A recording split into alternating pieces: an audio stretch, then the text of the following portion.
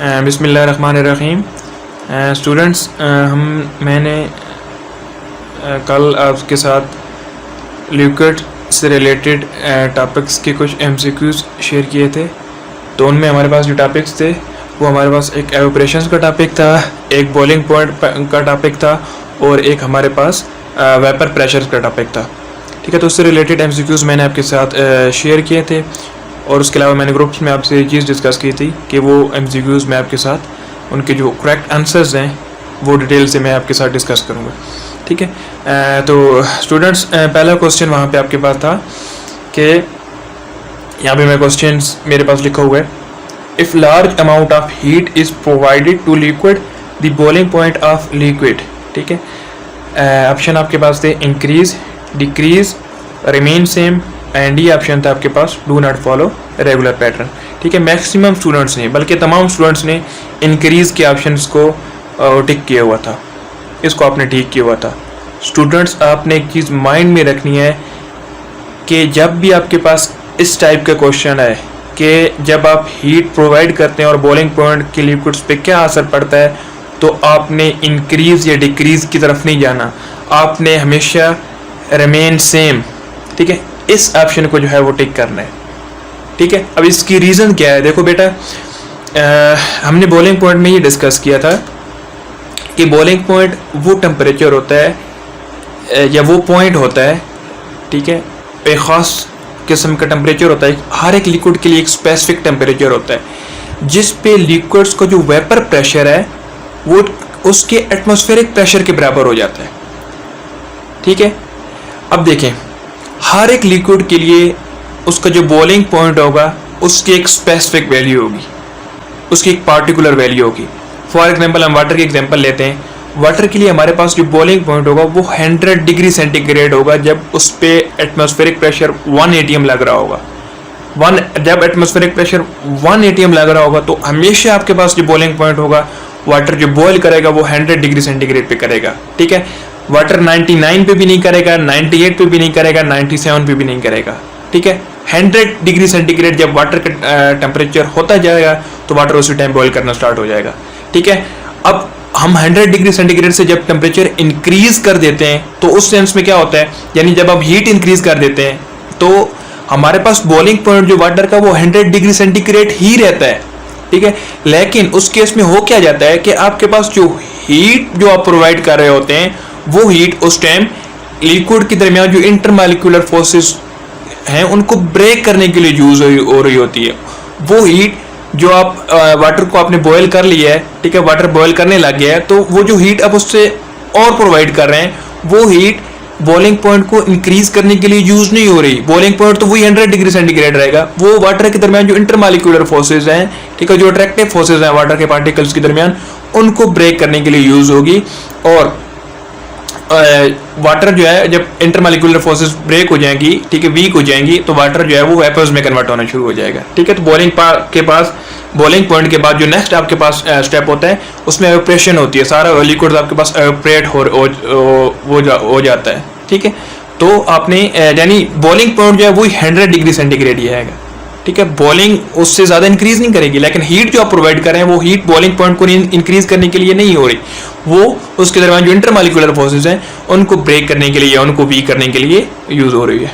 ठीक है, तो नेक्स्ट आपके पास बेटा क्वेश्चन था, which is the correct order of boiling point. ठीक है, बॉइलिंग पॉइंट का आपके विच इज़ द, ये आपके पास मैं यहाँ पे इसको साथ कर भी रहा हूँ, which is the correct order of boiling point, acetic acid and phenol. ठीक है, एसिटिक एसिड का फिनोल से ज़्यादा होता है, वाटर का फिनोल से ज़्यादा होता है, एनिलीन का एसिटिक एसिड से ज़्यादा होता है, और यहाँ पे आपके पास था कार्बन डाइसल्फाइड का बेंजीन से ज़्यादा होता है। देखें, हमने बेटा जब बॉइलिंग पॉइंट का कंसेप्ट पढ़ा था तो वहाँ पे हमने एक चीज़ पढ़ी थी कि बॉइलिंग पॉइंट डिपेंड करता है लिक्विड्स के मॉलिक्यूल के दरमियान अट्रैक्टिव फोर्सेस में। ठीक है, लिक्विड्स के जो पार्टिकल्स होते हैं उनके दरमियान जो अट्रैक्टिव फोर्सेस हैं, ठीक है, वो अगर स्ट्रॉन्ग होंगी तो लिक्विड्स का बॉइलिंग पॉइंट भी ज़्यादा होगा, उस लिक्विड्स का बॉइलिंग पॉइंट भी ज़्यादा होगा। वहाँ पे मैंने आपको पेट्रोल की और वाटर की एग्जांपल दी थी, तो मैंने आपको ये बताया था कि जब आपके पास वाटर होता है, वाटर में इंटरमॉलिक्यूलर फोर्सेस ज़्यादा होती हैं, इसलिए वाटर आम टेम्परेचर पे बॉयल नहीं होता। ठीक है, या एवोपरेट नहीं होता। ठीक है, लेकिन वही आपके पास पेट्रोल होता है, वो आम टेम्परेचर पे, ठीक है, जब आप उसको थोड़ा सा बाहर निकालें या थैली पे रखें या किसी बर्तन में रखें तो वो इवेपोरेट हो जाता होता है, ठीक है। तो आपके पास जो बॉइलिंग पॉइंट है वो किस चीज़ पे डिपेंड कर रहा होता है, वो इंटरमॉलिक्यूलर फोर्सेस पे डिपेंड कर रहा होता है। इंटरमॉलिक्यूलर फोर्सेस के साथ हमने ये पढ़ा था कि इसका डायरेक्ट रिलेशन होता है। इंटरमॉलिक्यूलर फोर्सेस अगर स्ट्रॉन्ग होंगी तो लिक्विड्स के पार्टिकल के दरमियान जो बॉइलिंग पॉइंट है वो ज़्यादा होगा, ठीक है। तो अब आपने वो चीज़ देखनी है जिसमें इंटरमॉलिक्यूलर फोर्सेस स्ट्रॉन्ग होंगी उसका ज़्यादा होगा और जिसमें इंटरमॉलिक्यूलर फोर्सेस वीक होंगी उसका कम होगा। अब देखें यहाँ पे पहले आपके पास एग्जांपल लिखी हुई है एस्टिक एसिड एंड फिनोल। यहाँ पे आपके पास लिखा हुआ है एस्टिक एसिड का फिनोल से ज़्यादा होता है, ठीक है। ये ठीक नहीं हो सकता।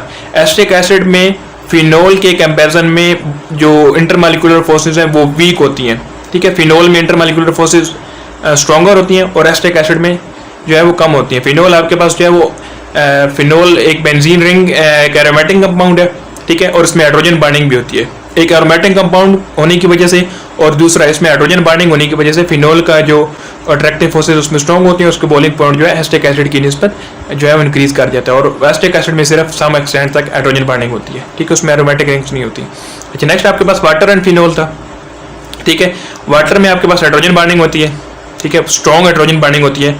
फिनोल में भी आपके पास एरोमेटिक रिंग होती है और हाइड्रोजन बाइंडिंग होती है, लेकिन फिनोल में हाइड्रोजन बाइंडिंग इस एक्सटेंट तक स्ट्रॉन्ग नहीं होती, ठीक है, जिस तक वाटर में होती है। तो यहाँ पे ये वाला जो ऑप्शन है ये मुझे ठीक लग रहा है और ये ही ठीक है कि जो आपके पास वाटर है, वाटर में intermolecular forces as compared to phenol strong होती हैं, ठीक है, इसलिए वाटर का जो बॉइलिंग पॉइंट है वो फिनोल की निस्बत ज़्यादा होगा, ठीक है। तो बी ऑप्शन आपका ठीक है। तो नेक्स्ट ऑप्शन भी हम देख लेते हैं। एनिलीन और एस्टिक एसिड है, ठीक है। एनिलीन का एस्टिक एसिड से कभी भी ज़्यादा नहीं हो सकता। एनिलीन आपके पास हाइड्रोकार्बन है, हाइड्रोकार्बन जो है इनमें वीक, बहुत वीक इंटरमॉलिक्यूलर फोर्सेस होती हैं, इनमें लंडन डिस्पर्शन फोर्सेस होती हैं और लंडन डिस्पर्शन फोर्सेस जो है वो लिक्विड्स में सबसे वीक फोर्सेस है। और आपके पास जो एस्टिक एसिड है ये पहले मैंने आपको बताया इसमें हाइड्रोजन बाइंडिंग है, ठीक है, तो इसमें एस्टिक एसिड का ज़्यादा होगा और एनिलीन का कम होगा, ठीक है। ये आपके पास जो है ऑर्डर लिखा हुआ है ये गलत लिखा हुआ है। अच्छा, जैसे आपके पास है कार्बन डाइसल्फाइड और बेंजीन, तो ये भी कार्बन डाइसल्फाइड भी आपके पास एनिलीन की तरह ये एरोमेटिक सॉरी ये आपके पास हाइड्रोकार्बन है। तो हाइड्रोकार्बन में मैंने आपको पहले बताया कि लंडन डिस्पर्शन फोर्सेस होती हैं और बहुत वीक फोर्सेस होती हैं, ठीक है, और दूसरा इसका साइज़ बहुत स्मॉल है, ठीक है। इस वजह से जो है कार्बन डाइसल्फाइड की बेंजीन से ज़्यादा नहीं हो सकती, क्योंकि बेंजीन में एरोमेटिक रिंग आ जाती है। एरोमेटिक रिंग होने की वजह से बेंजीन में इंटरमॉलिक्यूलर फोर्सेस स्ट्रॉन्ग होती हैं और जब इंटरमॉलिक्यूलर फोर्सेस स्ट्रॉन्ग होंगी तो बेंजीन का कार्बन डाइसल्फाइड से बॉइलिंग पॉइंट ज़्यादा होगा, ठीक है। कार्बन डाइसल्फाइड का बेंजीन से ज़्यादा नहीं हो सकता, ठीक है। जिसके लिए जो आपके पास करेक्ट ऑप्शन है वो आपके पास वाटर का फिनोल से ज़्यादा होता है, ठीक है। अच्छा, नेक्स्ट आपके पास है which has highest boiling point, ठीक है। इनमें किसका जो है आपके पास बॉइलिंग पॉइंट हाईएस्ट होता है, एनिलीन का, बेंजीन का, CCl4 का एंड नेफ्थलीन का, ठीक है। तो बॉइलिंग पॉइंट का वही रेशियो जो मैंने पहले आपको बताया, बॉइलिंग पॉइंट जो है इंटरमॉलिक्यूलर फोर्सेस के साथ जो है वो इंक्रीज करेगा, इंटरमॉलिक्यूलर फोर्सेस स्ट्रॉन्ग होंगी, बॉइलिंग पॉइंट भी ज़्यादा होगा। एनिलीन में मैंने आपको पहले ऊपर वाले केस में हम डिस्कस कर चुके हैं कि एनिलीन जो है वो हाइड्रोकार्बन है और जब एनिलीन हाइड्रोकार्बन है इसमें वीक लंडन डिस्पर्शन फोर्सेस होंगी, एनिलीन का हाईएस्ट बॉइलिंग पॉइंट नहीं हो सकता, ठीक है। बेंजीन जो है एरोमेटिक कंपाउंड है और इसके अलावा जो है ये भी हाइड्रोकार्बन के उस ग्रुप में आता है, ठीक है। तो बेंजीन की एनिलीन से ज़्यादा होंगी, ठीक है, लेकिन बेंजीन की भी इतनी ज़्यादा नहीं हो सकती। तो बाकी एग्जांपल हम देख लेते हैं तो हम कंपैरिजन कर लेते हैं। CCl4 जो है, ठीक है, ये भी आपके पास हाइड्रोकार्बन है, तो CCl4 में भी लंडन डिस्पर्शन फोर्सेस होती हैं जो बहुत वीक होती हैं, ठीक है। तो नेक्स्ट आपके पास है नेफ्थलीन, ठीक है। तो देखिए इसमें आपके पास जो ऑप्शन करेक्ट है यहाँ पे वो आपके पास नेफ्थलीन है। अब इसकी वजह क्या है, ठीक है, नेफ्थलीन भी आपके पास एरोमेटिक कंपाउंड ही है, ठीक है, ये भी हाइड्रोकार्बन के ग्रुप में आता है। लेकिन नेफ्थलीन में आपके पास ये होता है कि इसमें 2 बेंजीन रिंग जो है वो आपस में कंबाइन हुई होती है। नेफ्थलीन का जब स्ट्रक्चर ड्रा करें ना तो इसमें 2 बेंजीन रिंग जो है, ठीक है, वो आपस में कंबाइन होकर नेफ्थलीन का स्ट्रक्चर बनाती हैं। तो जब साइज़ बड़ा हो गया, ठीक है, तो साइज़ बड़ा होने के साथ हमने एक चीज़ पढ़ी है, जब साइज़ बड़ा होता है तो उसमें लंडन डिस्पर्शन फोर्सेस भी स्ट्रॉन्ग हो जाती हैं, ठीक है, और जब अट्रैक्टिव फोर्सेस स्ट्रॉन्ग हो गई हैं तो बॉइलिंग पॉइंट भी ज़्यादा हो गए, ठीक है। तो इसका साइज़ बड़ा है इन सब से, साइज़ बड़ा होने बस फोर्सेस सब में सेम है, लंडन डिस्पर्शन फोर्सेस ही है, लेकिन नेफ्थलीन का साइज़ बड़ा है तो साइज़ बड़ा होने की वजह से इसमें जो है अट्रैक्टिव फोर्सेस स्ट्रॉन्ग है और अट्रैक्टिव फोर्सेस जब स्ट्रॉन्ग है तो बॉइलिंग पॉइंट हाईएस्ट है, ठीक है। नेक्स्ट आपके पास ये लास्ट वाला जो आपके पास MCQs है,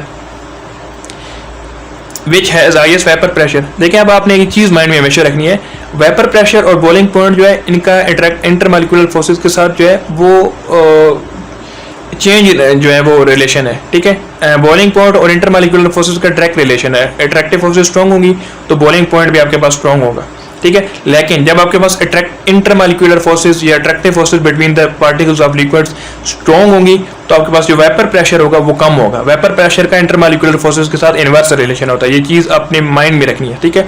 तो यहाँ पे आप इन कंपाउंड में आपने वो चीज़ देखनी है जिसमें इंटरमॉलिक्यूलर फोर्सेस जो हैं वो वीक हैं, ठीक है। स्ट्रॉन्ग वाला आपने नहीं देखना क्योंकि यहाँ पे वेपर प्रेशर आ गया।